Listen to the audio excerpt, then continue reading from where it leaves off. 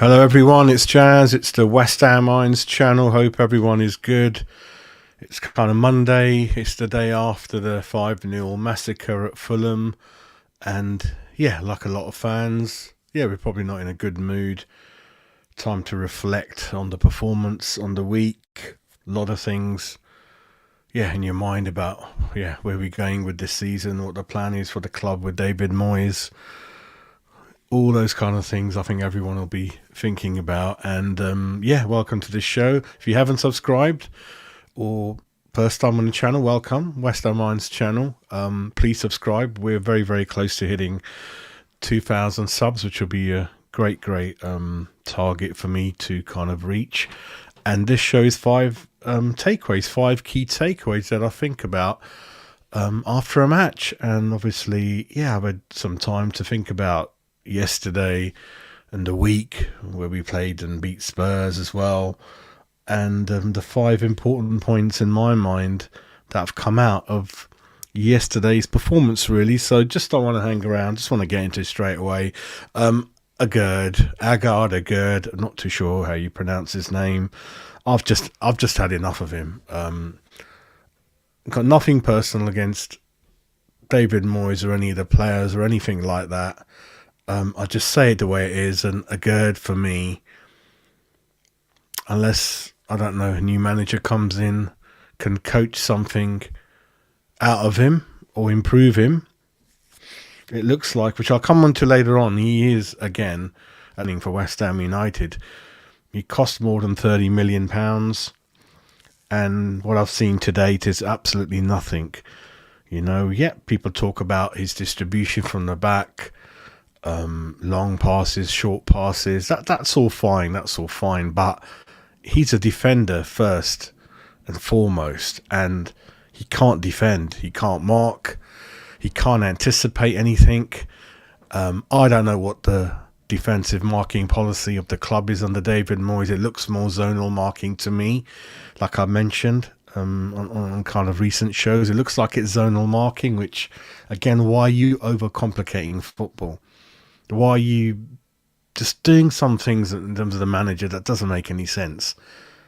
That means you're marking a space, a zone. Sometimes there might not be a player in that zone, like I mentioned, and then when the opposition do score, you'll find Agard not picking anyone up, Zuma not picking anyone up, and then a striker like Jimenez, a proper striker like Jimenez with striker DNA, find it simple to kind of ghost into the right empty spaces between the defenders and get a goal, get a shot, whatever. And when it's far simple to just be clear in your mind which player you're going to be picking up more often than not, really. So the 2 centre halves should be picking up the 1 or 2 main forwards that the opposition has got, so there's no confusion. That's your man, you follow him, you mark him the way you do. What you don't do is mark a zone or a space. So every time there's a corner, every time there's a cross, no one really knows who they're picking up. They're not picking anyone up.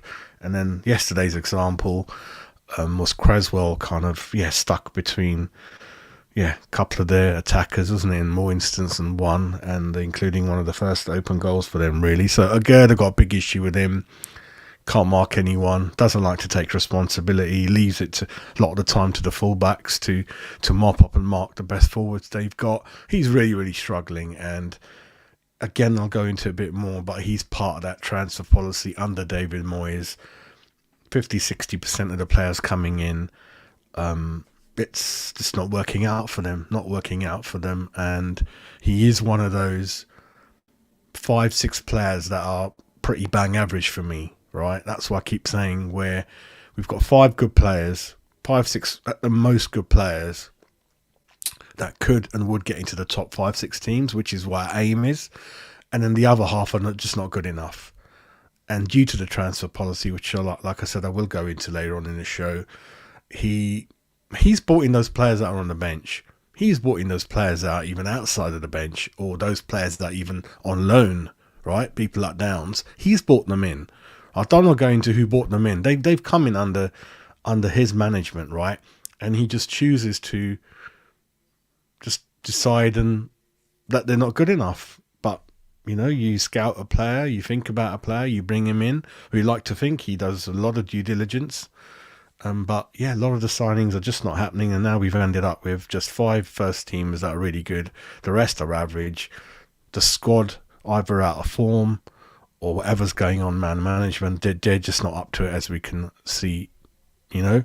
So a Gerd for me, be one of the big key takeaways for me. I'm going to write him off for now. I can't predict the future, right? I don't know everything. I don't know if a new manager comes in and he becomes 10 out of 10. I don't know. But for now, what I've seen so far, and it's been a lot of games. We're not deciding him on 1 month, 2 months, 3 months, right? A lot of games.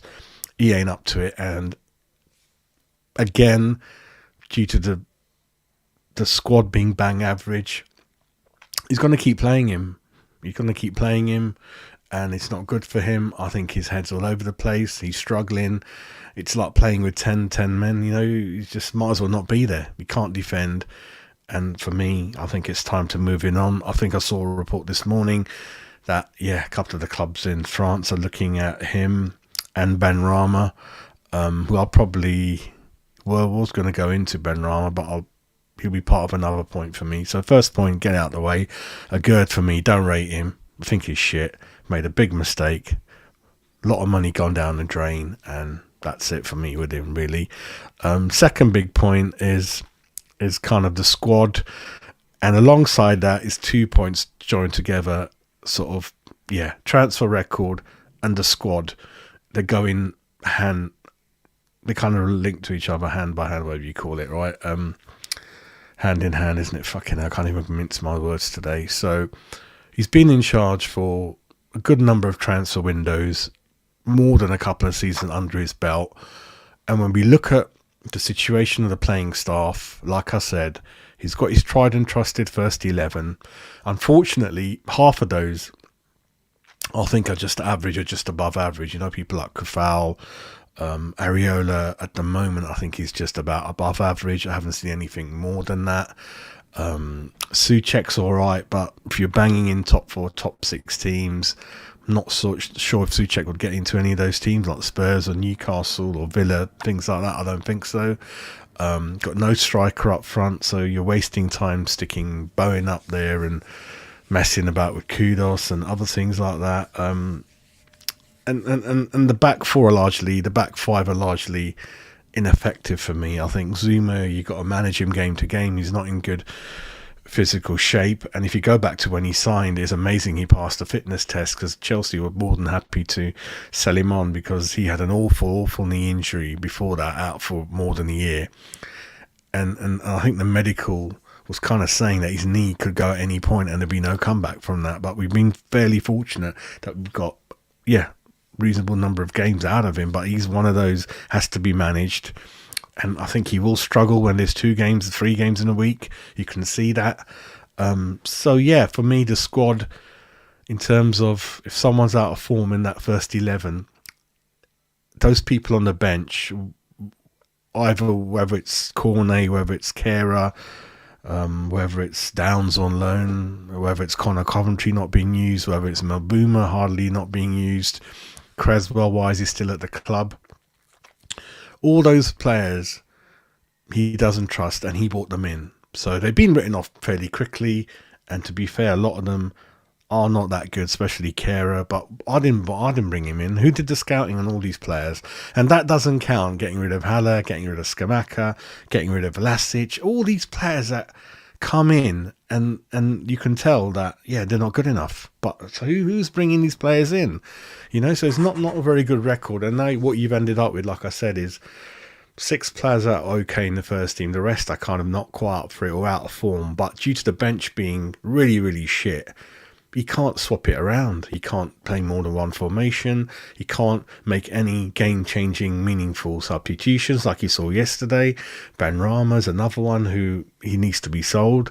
It's not going to happen for him here. He's totally gone downhill. And this is the situation we've ended up with, really. And yeah, he's clutching onto the trophy we've won, where he should have gone in the summer. But it's a huge thing that manager's been here for a good amount of time, and we've ended up with this situation where there's nothing on the bench, no youngsters coming in of any great note to talk about.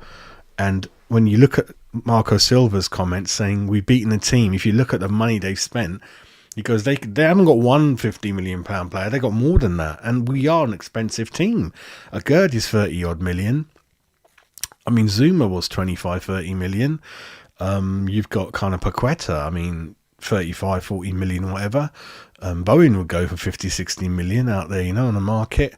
Ward Prowse was 30 million. Alvarez didn't play, but he was near 25, 30 million. Kudus was 35 million.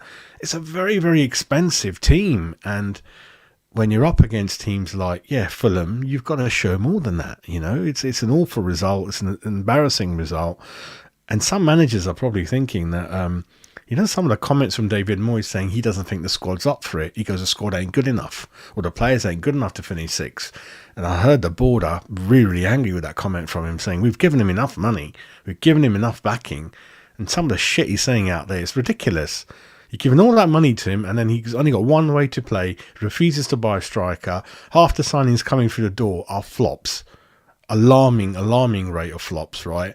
And what do you do with him? Give him more money in January? It's absolutely ridiculous. So points 2 and 3 for me. Squad's just not good enough. And then obviously the transfer record under him is fucking shit. It's shocking. Transfer record is shocking, I think. I mean, 50-60% of the signings just not working out really. Fourth point, obviously, Moyes. I've had enough of him. I wanted him out a long time ago. I would have sacked him last season in that Chelsea game where we were winning 1-0. He does all these defensive substitutions and we lost 2-1.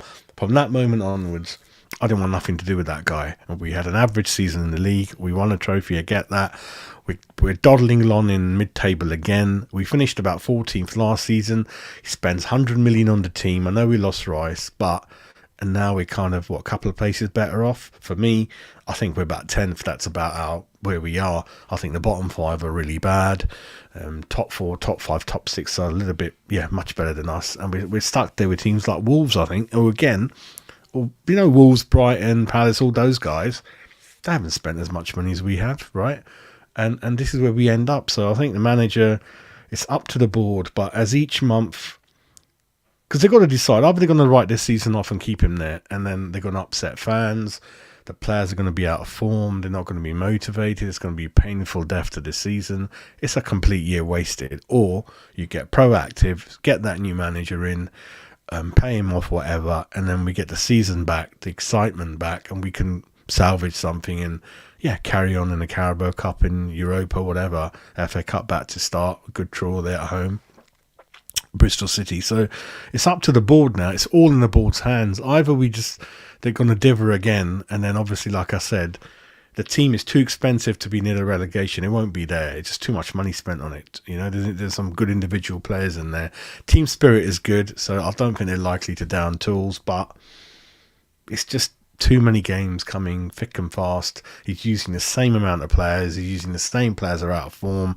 It's going to show, and I don't know how we beat Spurs. I don't know how we've won a lot of games this season. Brighton, sometimes like 90% versus 10% possession stats. Fucking shocking me. I've never seen anything like that in my life, right? And I think yesterday was a more true showing of what we're really about, and it's all the mistakes he's done. That's kind of the other one. And then obviously, I think this one's really interesting. I didn't mention, transfer policy, squad, a lot of the players, but Cornet, he doesn't even get 1 minute on the pitch. And he was one of the big players I was excited about. I think he came in that same window as Scamacca. We all know what's happened to Scamacca. And Cornet, for me, had a really good season with Burnley. A lot of assists, can play up front, 1 or 2 up front, can play on the left where Paqueta is, behind the main striker. Even in the early career, was known to play at left back or wing back. So a lot of things he can do. When he first started to play, which wasn't too much to be fair with Moyes, he had a good relationship with Scamacca in Europa. They're playing off each other, good understanding, and then he had that unlucky injury and he's not really brought back in again. So Cornet again is kind of alarming how he's completely, and again this is a player that Moyes has brought in. You'll understand if Moyes come in and he was already there, he didn't fit into his plans and things like that, but you giving people up 4-0 a chance. I mean, who's again very, very average now, so again it's just like, if I was Sullivan and I'd given him a reasonable amount of money, which they have, and you look at the way he's using Kehrer, Cornet, look at the state of Agard, Downs on loan, Coventry hardly getting a game, Abuma hardly getting a chance, Danny Ings was another 20 million written off. All these mistakes in the transfer market. It's absolutely shocking, right? And yeah, it just points towards, I mean, I would get rid of David Moyes tomorrow, but it's up to the board. They're the owners. But in terms of excitement, looking forward to games, I don't for a long time, and I don't know if Sullivan really wants that. The issue is, I don't want to sound like that, but I doubt if we're gonna lose 3-4 in a row or end up in the bottom 5. I think it's too expensive, the team, to do that kind of thing. But the worry is that the board would probably want it to go to that to even consider selling him. So they would wait until he loses 4-5 in a row, which I don't think he'll do. You never know. I don't think so. And I don't want to wish that on our club either. But why wait until it gets that bad? You can already see we're going in the wrong direction. We're going in the wrong direction. And we're falling behind the likes of, Villa and Spurs, and I know Newcastle had an off day. But the other thing, again, you got to think about is, apart from Antonio, I don't want to talk about Alvarez's injury because it's just a small virus, but up to now, beginning of the season, large amounts of the beginning of the season, we had a fully fit squad, and now we're missing just Antonio. And look at the state of us and the squad. Other clubs like Newcastle, even Tottenham, they're missing 4 or 5 really important players, key players, right? I wouldn't regard Antonio as a key player by any imagination, no way. So you can see how shit we are, even though we hardly got any injuries. So that's not an excuse for David Moyes, right? And he's been there long enough to know we're going to Europe for the 3rd season. You've really got to scrutinise each signing coming in. Are you going to use them? Are they your players? What are you going to do with them? What are you going to do with the youth team? He's just so slow in starting players. Kudos, he sat on the bench for months. He wouldn't even play him. Cornet's the same. I know he was injured, but even before then, and even now, he won't play him, right? Just kept playing stupid fucking players like Kera and people like that, and they're shit anyway. So for me, I would get rid of David Moyes, because the worry is that someone was telling me that the money they spent in the summer is actually all the Declan Rice Skamaka fund. So they've got to have some kind of money in the background somewhere, 40, 50, 60, somewhere. They've got to give that to the new manager. You can't give David Moyes another 40, 50 million or even 30. I wouldn't do it. You've given him 100 million in each of the last 2 main summer windows nearly. And look at the result, right? We're kind of 10th at best. At best, we're kind of 10th, right? And you got to get more for your money than that. Yeah, especially you got skillful players like Paqueta, you got Kudos there, you got kind of Bowen and that, and then you're playing fucking football like that, telling your players just pass it back, pass it sideways, give away 90% of the possession. You're not gonna keep just winning games like that. Those 2 goals against Spurs, fairly fortunate. It's not always going to be like that for you, game in, game out. And the worry is he won a few games like that by hook or crook, and he believed in his own fucking hype and luck and thought that's the way we should do it. So him going into press conferences and blaming the squad or blaming something else, and it's just not on. You got to take the blame yourself, like some other managers do. But he doesn't take any ownership. He's got a very average, I feel, set of coaches behind him. Again, he's been part of that. It's his coaching team he's recruited. Half of them have run away from him, and now he's got a couple of people that don't even know who the fuck they are. Do you know what I mean? It's a complete shit show, and it's just getting worse and worse. And we'll see what happens. But yeah, I'm not in a good place at the moment. Very, very difficult to get motivated to do shows on West Ham. Just nothing exciting to talk about any of the games, and it's just slowly throttling me. We'll see what happens with a lot of games. I think we've got like 4 games in 9-10 days. I think we've got Liverpool in the Carabao Cup.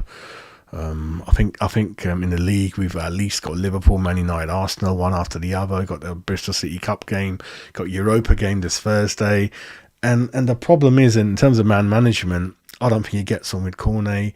I don't think he's not bothered about Kera anymore. Him and Ben Rama, you can tell they've fallen out with each other many times and currently have as well. So there's no motivation for the players to do anything for him, It just shows it's a complete fucking shit show. So I just, hats off to you guys who still go to every single game. I can't be fucking arsed, mate. So that's kind of my moaning out the way. I'm just waiting for him to fuck off, and then I'll be the happiest person on the earth. Nothing personal, but I just want him gone, and I want a new manager in, a fresh manager in, and I'll be like so happy. Everything back on track, buzzing, creating the channel, going to all the games, and I'll be fine. I'll be fine. And if we lose more than we win, as long as we're trying to play football the right way, we're playing brave football, I'm all right with that. I'm all right with that, right? I'm all right with that, but I can't carry on this way. What it is, it's absolute bullshit, really. So, anyway, that's it for me for now.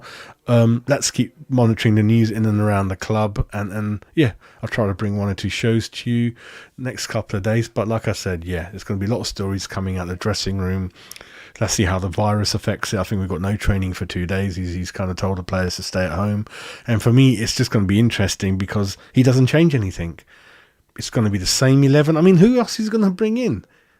I don't know. I mean, you got a Europa game, so the same shit again. I don't know. Yeah, Ben Rama will be in there. Maboom will be left out to hang when he should be playing with Danny Ings, at least. So yeah, Thursday's important. We need to draw at least, and we top the group, and we don't have to worry about that playoff game.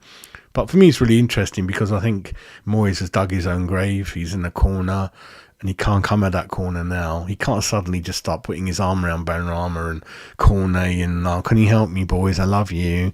Don't worry about what I've done with you before, mismanagement and all that shit. It's absolute bollocks. And then you got people like Agard, fucking liability. But who else is going to bring in? You got Oggy's fucking getting on.